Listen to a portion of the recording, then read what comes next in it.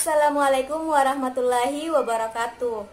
Perkenalkan, nama saya Anita dari jurusan Pendidikan Guru Pendidikan Anak Usia Dini angkatan 2019 kelas C, Fakultas Ilmu Pendidikan Universitas Negeri Makassar. Halo teman-teman PG PAUD, bagaimana kabarnya hari ini?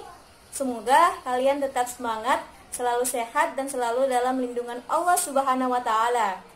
Nah, hari ini saya akan membahas tentang konsep antropobiologi. Ada yang tahu apa sih itu antropobiologi?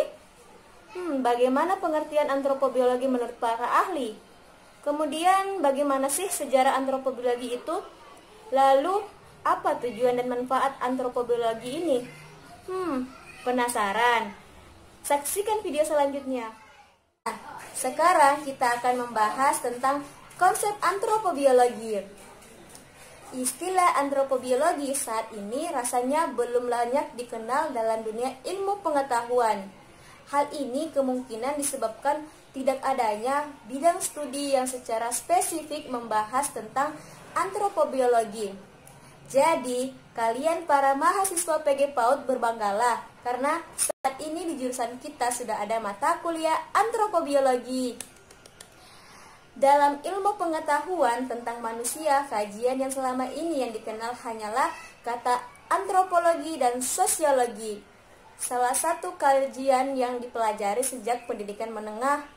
Secara sederhana, dengan memperhatikan asal-usul katanya, maka konsepsi antropobiologi mengandung makna yang pertama, antropologi, yaitu yang mengkaji tentang manusia sebagai objek. Contohnya seperti perilaku budaya, perbedaan budaya, keanekaragaman, ras, suku, bangsa, dan tradisi, serta etnis.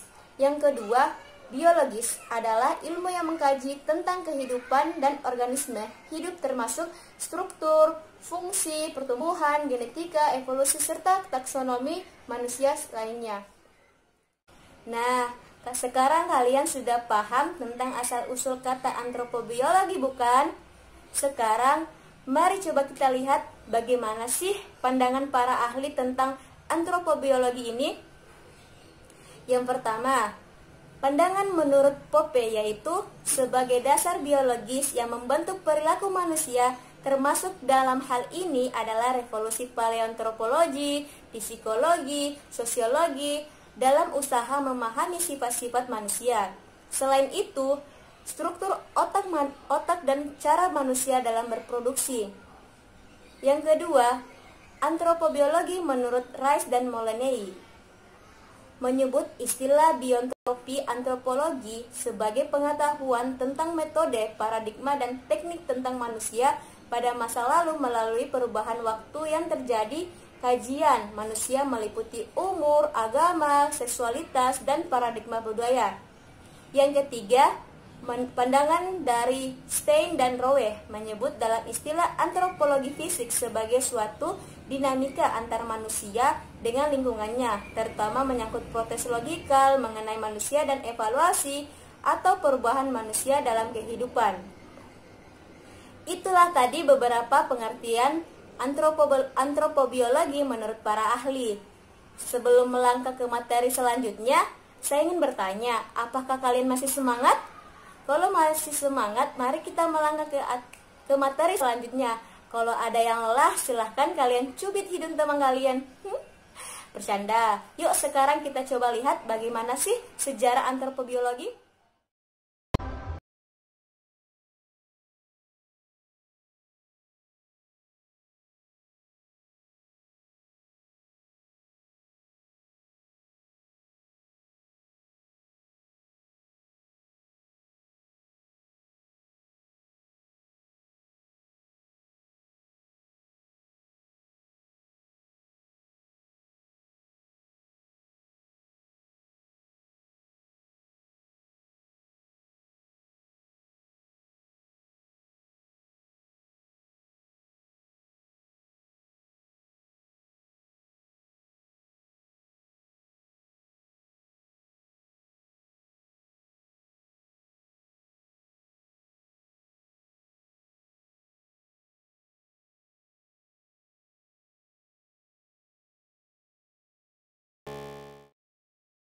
Untuk materi selanjutnya yaitu kajian antropobiologi.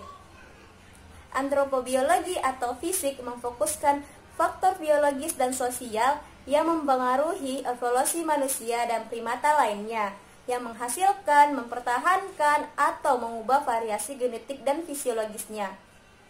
Pada saat ini, antropobiologi dibagi menjadi beberapa cabang ilmu diantaranya, yaitu yang pertama, paleoantropologi, yang kedua, samatologi, yang ketiga, arkeologi, yang keempat, ekologi, yang kelima, paleopatologi, yang keenam, antropometri, yang ketujuh, osteologi, yang kedelapan, primatologi, yang kesembilan, antropologi forensik, dan yang kesepuluh, yaitu antropologi molekuler. Adapun tujuan dari antropobiologi adalah yang pertama, mengkaji konsep sejarah objektif cakupan kajian antropologi biologi sebagai cabang ilmu antropologi. Yang kedua, mengetahui seluk-beluk kedua ilmu tersebut dalam ranah ilmu pengetahuan, teknologi, dan bahan seni. Yang ketiga, menguraikan konsep tentang manusia, ciri-ciri fisik dan biologis dan psikologis manusia. Yang keempat, menguraikan tentang konsep pertumbuhan dan perkembangan. Yang kelima, membahas tentang paranatur seperti faktor semua gen atau keturunan faktor fisikal dan kepribadian. Yang keenam, membahas konsep pengasuhan gaya, pengasuhan dan pendekatan arti gaya, dampak dan strategi pengasuhan. Dan masih banyak lainnya manfaat yang ada dalam materi antropobiologi ini. Sekarang saya akan menjelaskan manfaat dari mempelajari antropobiologi. Manfaat yang pertama yaitu manfaat teoritis. Yang pertama, menambah hasanah ilmu pengetahuan tentang antropobiologi, terutama yang terkait dengan dimensi biologis. Yang kedua, referensi dalam upaya memperkaya wawasan dan keilmuan dalam bidang pengetahuan antropologi dan bidang biologi yang terkait dengan kehidupan manusia. Yang ketiga, upaya penyebarluasan ilmu dan pengetahuan dalam kajian perilaku manusia yang berkaitan dengan keadaan biologis manusia. Kemudian, adapun manfaat praktisnya yaitu yang pertama, untuk mahasiswa sebagai referensi dan rujukan. Yang kedua, bagi peneliti dan peminat kajian antropologi dapat menjadi materi antropologi ini sebagai dasar pengembangan, terutama pada kajian yang masih perlu diperbaiki. Yang ketiga, bagi akademis dapat dijadikan sebagai suatu warna dalam melakukan kajian antropobiologi. Yang keempat, bagi pemerintah dapat dijadikan sebagai salah satu rujukan secara teoritis dalam kebijakan yang terkait dengan pendidikan nasional yang mengedepankan perubahan perilaku yang positif. Yang kelima, bagi para peminat dan kajian dapat menjadi satu warna dalam suatu usaha luasnya kajian tentang manusia dan perilaku yang tidak pernah dalam dunia akademik dan ilmu pengetahuan.